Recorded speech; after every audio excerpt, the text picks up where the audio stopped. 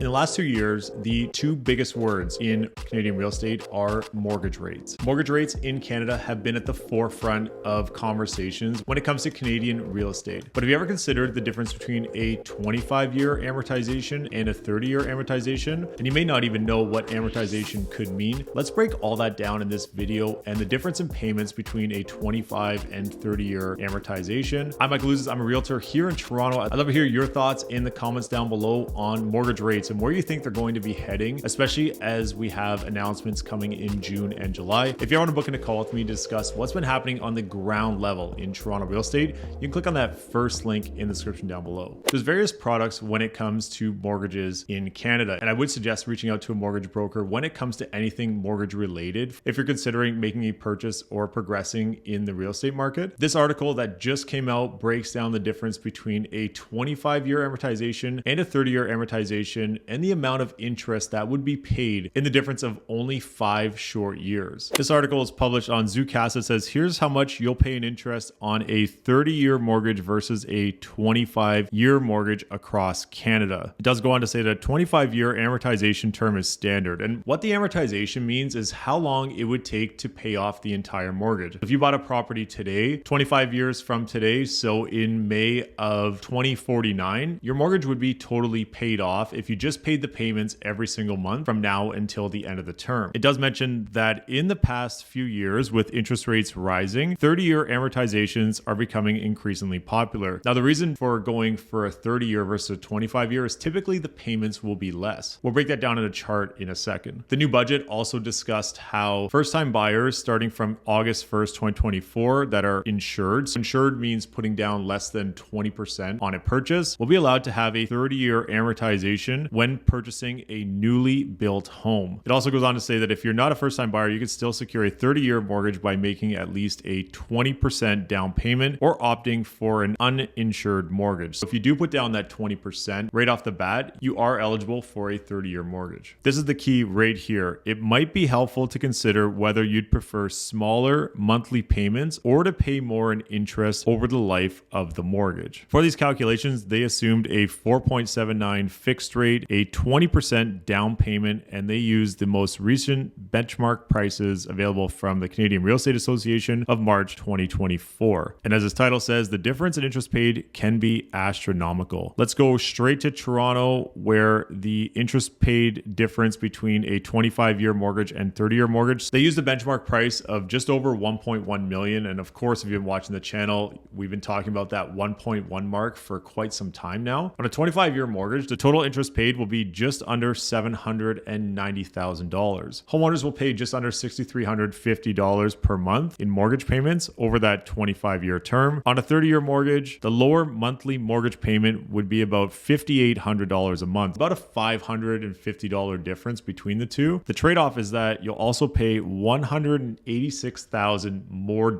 in interest in those 5 years. So you save about $500 a month throughout the term of the mortgage. However, the interest payable over that extra time is over $186,000. And here we can see all the different areas across Canada, 30-year versus 25-year. For Canada, the average benchmark price 2024, total mortgage payable about $709,000, $4,150 on a 25-year amortization monthly payment, $3,800 on a 30-year amortization payment. The interest paid will be about $125,000 difference between the 25-year and the 30-year. For Toronto, just over 1.13 as we mentioned. Your total mortgage remaining will be about just under $900,000, $6,344 for a 25-year monthly payment and $5,800 for a 30-year monthly payment. So about a $500 difference there. And again, they're using the 4.79% fixed rate and a 20% down payment. The total interest paid over 30 years, almost $976,000 according to these calculations. Growing up, my parents would always discuss the amortization versus the interest rate. And what they would always tell me was work on getting that amortization down as fast as possible, because in general, you will save more and more interest. So there are a couple of different ways that you can do that. And also I recommend speaking to a mortgage broker about this, but even just changing your payments from monthly to bi-weekly can save a significant amount of interest over the term of the loan